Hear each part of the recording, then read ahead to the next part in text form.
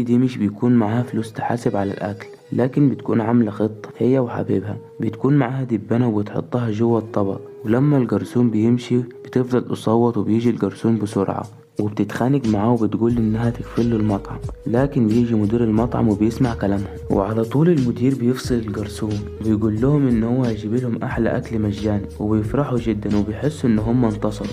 وهنا مدير المطعم بينزل لهم طبقين كبار، لكن بتكون المفاجأة إن هو سجل البنت وهي بتحط الدبانة في الطبق، والطبق التاني بيكون عليه مبلغ كبير من المال. لكن هما مش بيكونوا فاهمين حاجة، ولما بيسألوا صاحب المطعم عن الفلوس دي وبيقول لهم إن هو عاوز منهم خدمة علشان ما يجيبلهمش البوليس، وإن هما يعملوا نفس اللي عملوه ده في المطعم التاني اللي بيكون فاتحه قصاده.